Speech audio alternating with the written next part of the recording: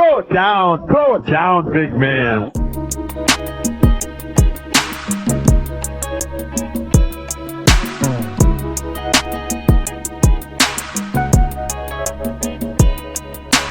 Welcome everybody back to the Throw It Down Big Fella podcast. Just had a 9-minute conversation before we got on air. My boy Fred over here wants to, but welcome everybody to another episode. I am Greg along with Darren. Darren, how have you been doing? I'm doing well. I'm blessed. Just happy blessed. to see another day, you know. Just happy to go to work, collect a paycheck. I'm ready for the paycheck tonight. What you talking about? Oh yeah, payday. The holidays are coming up. We got and it's holiday pay on top of that. Oh paycheck. yeah, the Thanksgiving, and you work like you work for it. You So you got your money for that. The news don't sleep. Yeah, they don't. And even though they gave us that frozen holiday ham.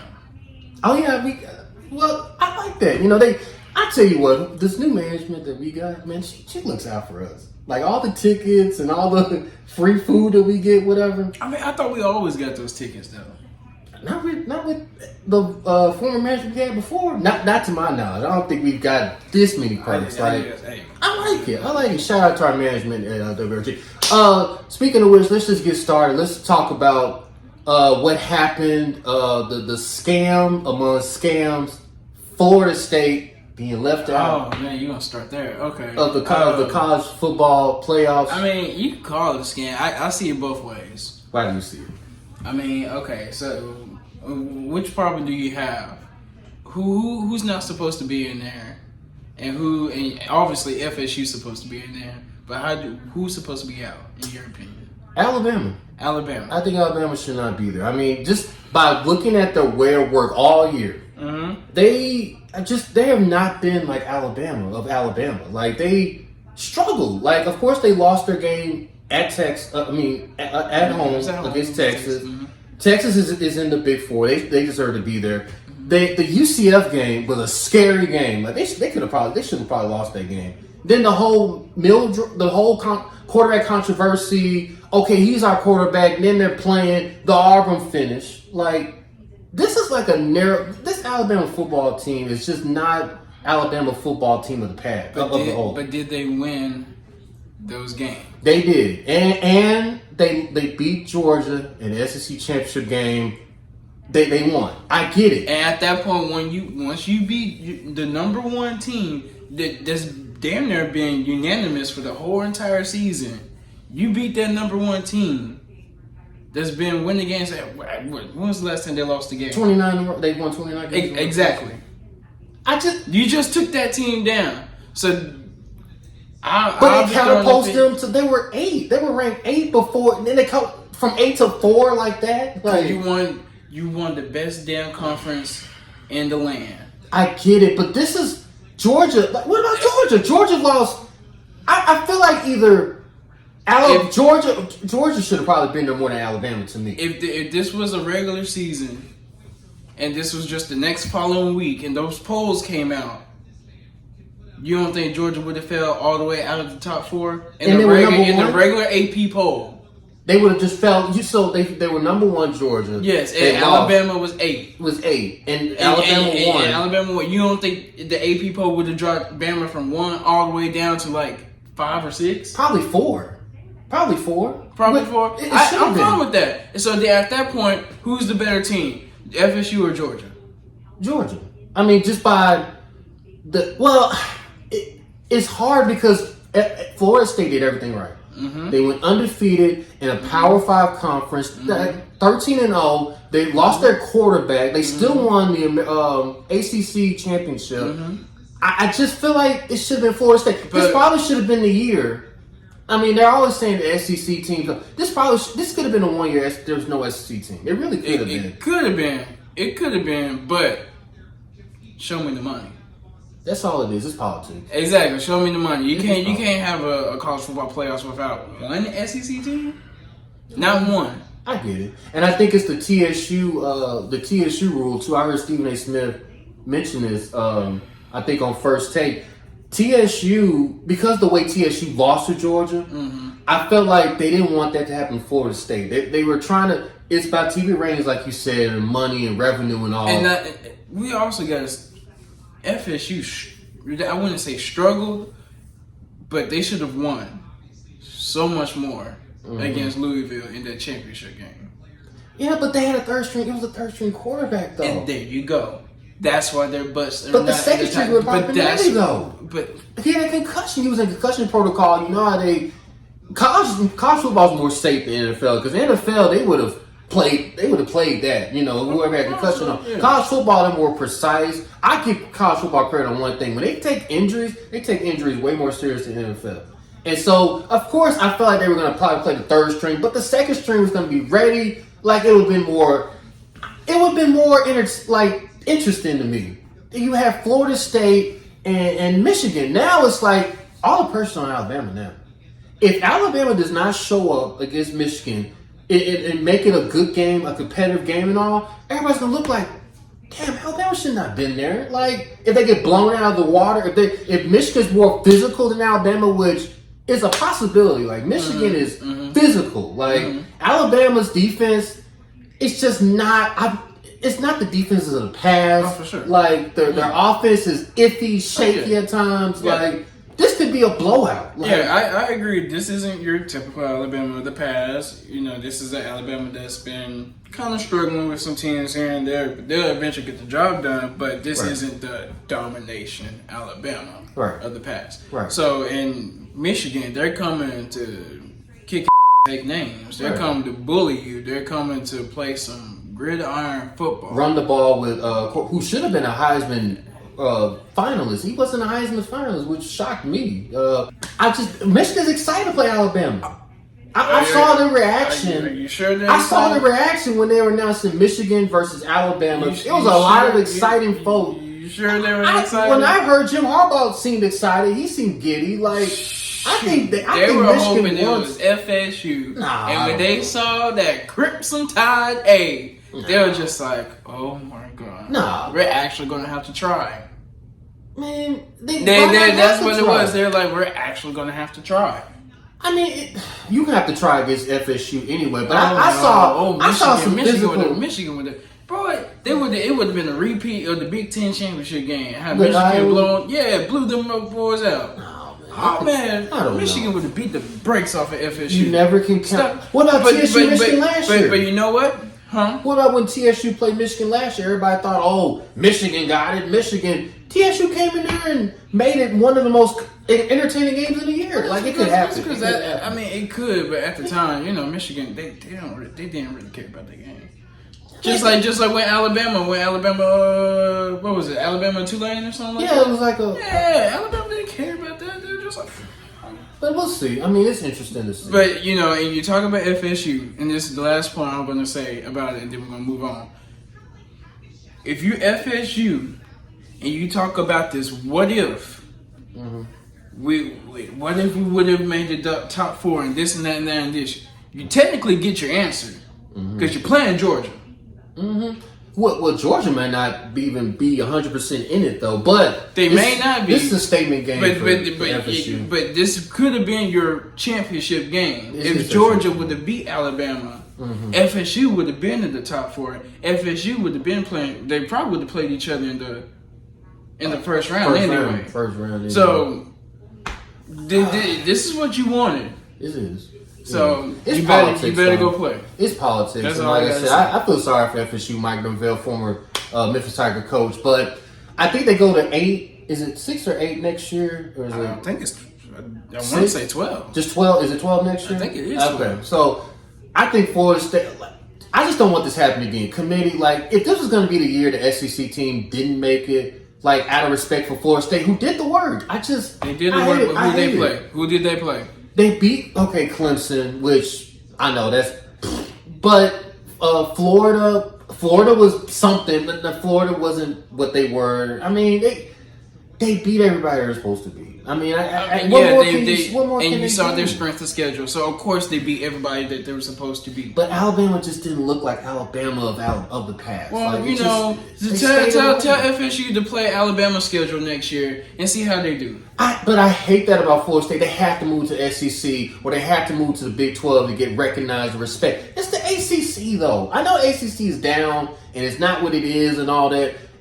SEC's gonna have a down year. The Big Ten's gonna have a down year. They're still gonna not have an SEC or Big 12 team. It's about revenue money, like you said. It's just not fair. It's not right. At the end of the day, it's show me the money. It is. It's just not right.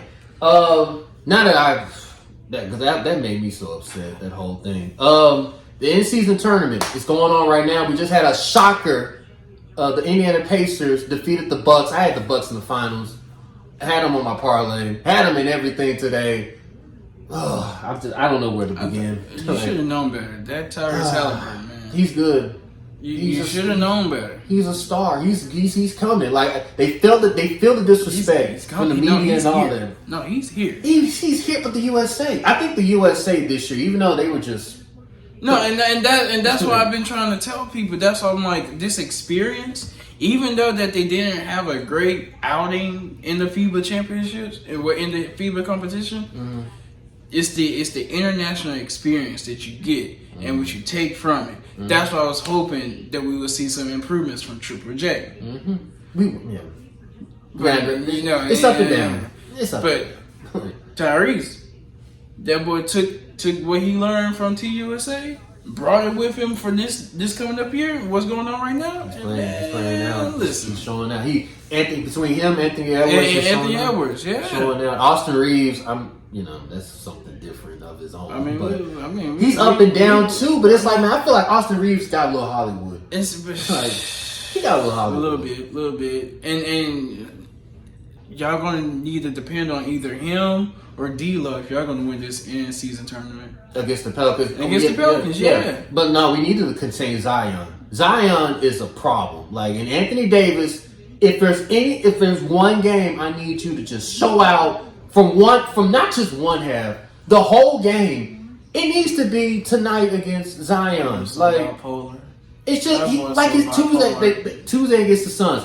Lights out. I was giddy, boy. I was like, he had 20 and 7. I'm like, he about to get 40 on y'all. Like 7 points in the second half. I said in the text message, I was like, you was getting all happy. I was, and then happy. I saw how blowing out the Suns. And I was like, I didn't even watch the first half.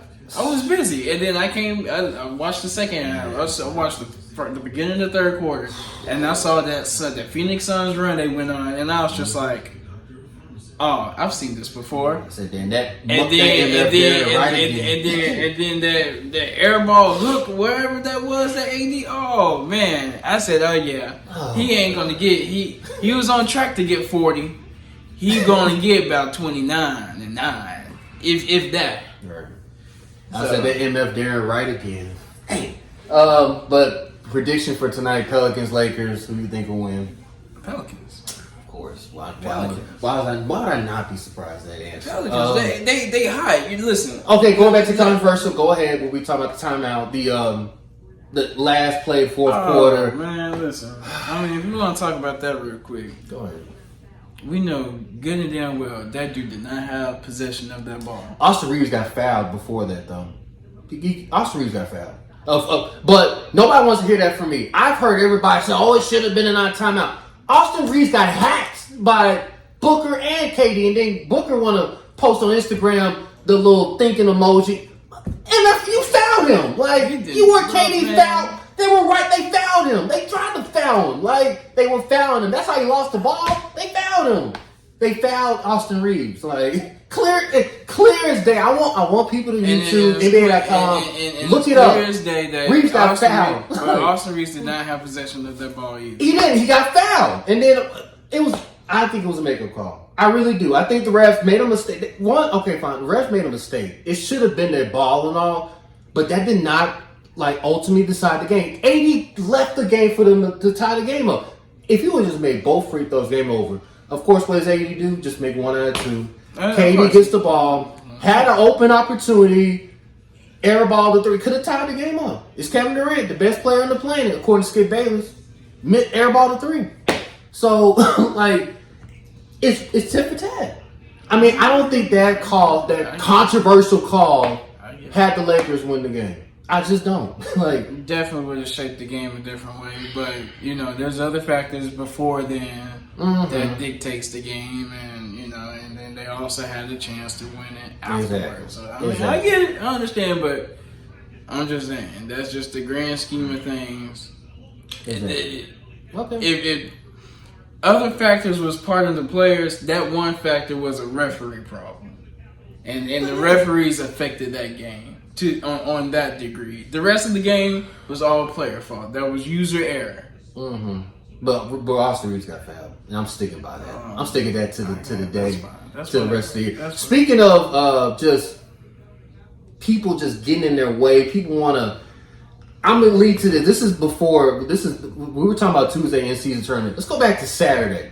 Lakers and Rockets, where the Rockets just all they care about is just getting LeBron said. They're not really focusing on winning basketball games. They just want to bully LeBron and see that we're not being bullies, we're not punks and all that. Dylan Brooks and Ime Udoka. So Ime Udoka, LeBron James got into a verbal exchange, verbal wording with each other. It went back and forth. LeBron approached him. He basically said, "Don't be calling us bees, whatever. You don't say that word so loosely. Don't because I have a history with that word. We have a history with that. Draymond Green has a history with that word. So don't say that. Don't cause that." And of course, Udoka said, "Don't be walking on me. What you gonna do? Soft A, B." He basically said three words that you can't say to a grown man. He said that all in that paragraph, whatever. You don't say that to a grown man, whatever. Be soft. That you can't. No, it's too much. I wish LeBron sometimes. He has so much restraint. I feel like he's Gandhi of our generation, or somebody that's just meditates or something. Because if that was anybody else, if that was Draymond Green, I can only imagine what that scene would be like. Another Malice in the Palace, part 2. Another cookie in the clutch. Another baby boy Tyrese and Vin Raines moment right there. But what is your thoughts about about a coach? This is not player to player. This is a coach to player interaction like that. What's your reaction to that? I feel like sometimes people be talking. Why can't coaches and players talk? That's wild though for a coach. Have you ever seen a coach and a player go at it like that? We have audio of it. That is crazy. I feel like what's his name over in Portland? He hasn't had any heated. Chauncey Billups? Yeah. Not on audio. It might be privately for us not. It's hard to believe that Chauncey and the player didn't get into it. Or. Are you talking about player now turned to coach? I'm talking about as right now as Chauncey Billups has been the coach for the Portland Trailblazers. Yeah, I get into another player. Player? It may not be on record as the LeBron and Udoka. But look at their record. Why would they even say anything Portland? I'm talking about when Dame was there. Even though they still weren't doing anything, but when Dame was there. If it is, and then maybe another coach. Well, no, Tyler wouldn't say anything. Exactly. I can't think of a coach today that would be as wild as Udoka. For him to say that, you could have said that. He could have mumbled that. He could have just sat down and thought that out to aloud, or say that in the huddle. Yeah. Why say that? And then it looked like LeBron. Okay, I'll give you. I have to say something about my goal. He instigated the whole thing though, walking to him though, Of course, when you walk up to him and then you say, "Don't use that word loosely," he instigated. And I give Udoka the knockout. He's been through a lot. He lost Nina Long. He lost his job as the Celtics. He needed something to make himself feel better. And you went from coaching Jason Tatum and Jaylen Brown. Now you're coaching Dylan Brooks. He's at rock bottom right now. So I give Udoka. He's at his rock bottom. He needs something. So I give Udoka credit. It was a knockout. It was a TKO. That response was a perfect TKO. I didn't think he needed to get kicked out for that, but that's wild. That is wild for a coach-player conversation like that. That's wild. We have to go back to the 90s, whatever, 80s. Yeah. I've never heard that, the audio version of that, live like that. That was crazy. Let's get to our final thought. And I was going to save it for Atonka, where we're going to go. We could say that for another time, whatever. We had a highly heated debate about Justin Herbert. And I asked my co-host, let's just name a top 10 quarterbacks, AFC, NFC, that you trust moving forward, like right now into the future. And so, if you want to start, I mean, we can. Let's start with NFC. I mean, first. we could just start listing off 10. Okay. And so NFC, obviously we'll go number 1, Jalen Hurts. Mm-hmm. I give you that one. Number 2, Brock Purdy. Mm-hmm. Number 3, I'm gonna go with. For this year, you know what? And he's been doing pretty all right despite what happened during the preseason and all the preseason disrespect he was getting. I'll take Dakota Reigns Prescott. Okay. I'll take him. I would switch Dak and Brock. I would not switch Dak and Brock. I'd take Brock. I still need some more Brock, but rest 4 or 5. Number 4. 4, I would go. I'm surprised you didn't say you. I probably, you know what, and I may take some flack for this. I'll probably go Jared Goff. Yeah, I was number 4. I'll say Jared Goff too. And then my 5th best NFC quarterback. This is a hard one, but I got one. Probably. You want to say it? He's been playing better, and I was on him, but he has been playing much better. Though. Who are you thinking? Jordan Love. He has been playing better, but I wasn't going to say Jordan Love. I was going to say Matthew Stafford because I go off of he has a ring. I don't know how long Matthew Stafford has left to play. I'd rather have. Ooh, I don't know how far. I would not touch the Matthew Stafford. I'd rather have Geno Smith than Matthew Stafford. No, I don't want Geno. I'd rather have Geno than Matt. But that's true. I'd rather have Derek Carr than Matt. No. That's a no. You can have Geno. I'm not taking Carr. You can have Geno. I mean, yeah, I'd rather have Geno than Carr, but yeah, that's how much I don't like Matthew Stafford. Matthew Stafford. I mean, I go off with what I trust and moving forward. Like I said, I don't know how long Stafford has to play, 2 or 3, whatever. But Stafford has a Super Bowl ring. He did beat Tom. He did go on the run. He got a ring for LA. I mean, he's worthy if he's healthy. Yeah, if he's healthy. I think Stafford should be 5, but I wouldn't hate it if you put Jordan Love in there. They did go in there. I mean, Jordan. I could put Jordan Love at 5. I wouldn't hate it. So I agree with your list. I agree. Same thing with NFC. Let's get to AFC. AFC. Yeah. Okay. So I mean, I get you could throw Patty Mahomes. Is he number 1? Is he number 1? Come on. Is he number 1? Is that even a question? It shouldn't be a question. I give it to him. No, he's number 1. Okay. He's number 1. And then number 2, I'll say it's Lamar. Okay. Number 3. Oh, okay. I give it to Tua for number 3. Over Josh Allen and Joe Burrow. See, Josh is getting exposed. Joe's How's like he getting exposed. Like, I just Josh has thrown 14 interceptions this year. all is not. You know how they say certain interceptions are not all the quarterback. A lot of that's not really just Josh Allen. Like there's a lot But of. when you're like top 3 in the league in interceptions, though, I mean, that's up there. But you trust Tula, who doesn't really moving forward. I mean, this is like we're seeing Tula at his highest peak right now. But prior to him having Till and this great running back thing he got, I mean, okay. Did you trust him over Josh Allen, who's been to the? I trust Tua, who went to Alabama, and I hate Alabama quarterbacks over Josh Allen, who went to Wyoming. And there's a reason why he went to Wyoming. What's the reason? Nobody wanted scholarship. You think they had a redo that somebody else would want besides Wyoming? Yes. Come on, man. That's a redo at its finest. Somebody would want Josh Allen besides Allen. I tell you this. Josh Allen probably wouldn't be playing in Wyoming, but Josh Allen would be playing somewhere in the Big 12. Right. Somewhere like Iowa State. SEC. Or Kansas State. Iowa State. Yeah. That's where you will see Not Wyoming, but not Wyoming. Yeah, you'll see. No, that's exactly where you'll see Josh Allen in Kansas State. You stopped me with that one too. Okay, so you got Mahomes, Lamar, Tula. Who's 4? Like I said, I put Josh at 4 though. It was 5, and then 5. Go ahead. I want to make sure. I'm about to say his name, but I just want to make sure real quick. Say it right before. Ooh. But I mean, it's hard.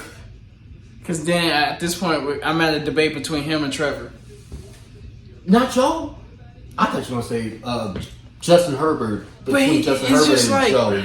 Like, it's so hard because it's just like Joe's done it for like how many years? 3. This is 4th year. But how many just like phenomenal years has he had? Went to the Super Bowl, and then the year before went to AFC Championship game. I mean, they could have won. It was a lot of controversy. But he's year 4, and he's only had 2 pretty good years. He went to the Super Bowl. He went to the Super Bowl. But did he win though? No, he didn't. And what happened in the Super Bowl? They lost to the Rams. Stafford and Cooper Kupp. How many points did he put up? Like 20 something? No, 17. 17 or 20. Odell got hurt. There's a lot of stuff that just happened that game. Like, but you're putting Herbert. But I'm putting Herbert because he just has a. Right, he's just. And there it goes. And there it goes. He's just dumb. And there it goes. Like, he's just. Dumb. I was waiting. You hear him? You put Justin Herbert. You put Justin Herbert before Joe Burrow and Trevor Lawrence. I can get, but over Joe Burrow, like that's wild. Like, and I told you, and I told you in the group message. They damn near in the same boat. They're not the same boat. What mark? Who is Joe Burrow? Let's see who's Joe Burrow. We seeing it now. Who's Joe Burrow without his weapons? Without Jamar Chase and T. Higgins and all that? Yes. What are they without him? Like, you're seeing it right now without him. Like, they're mediocre. Like, with Justin Herbert, what marquee wins has he ever had? Like, he can, I'm not saying that he can't play and throw, but he can throw. He's a good quarterback. But that's what all I'm marquee saying. wins That's all I'm saying. has he had? Like, I'm just saying he's a good quarterback. He blew, I know you don't want to admit this, but he blew that.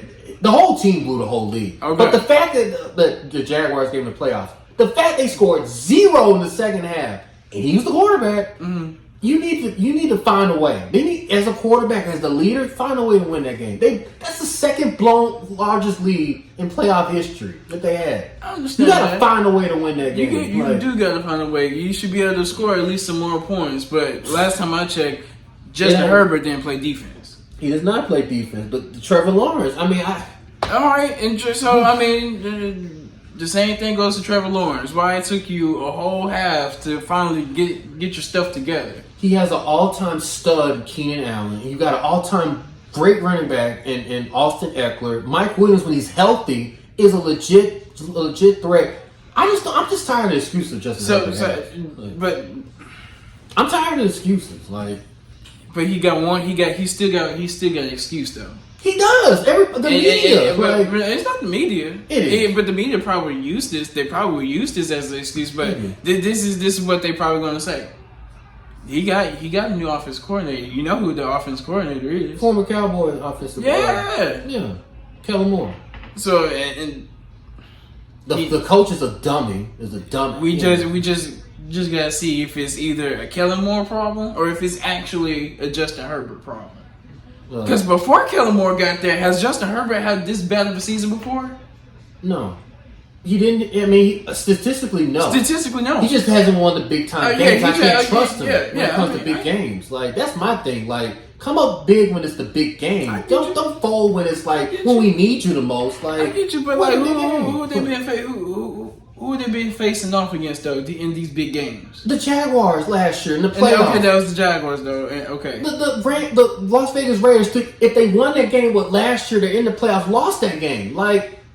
He needs a marquee win. I hate to go back to the Peter Hardaway point. Start winning major games, so we can start taking you more serious. I get it. That's all I'm saying.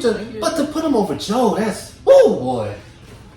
They coming for you on that one. Hey. They coming for you. Like, that's fine. We can We'll hold bring this. We can tape it. We can record it. We'll come and back to this. all of this. We'll come back to this. When Joe Burrow gets traded. Oh gosh. In the next 3-ish years. Okay. Hey, you heard it first. I'll be like I told you so. You heard it first. I'll be like, On Throw It Down Big Fella Podcast. You heard it first. All right. Now we've gotten that out the way. Thank you for another wonderful episode of the Throw It Down Big Fella Podcast.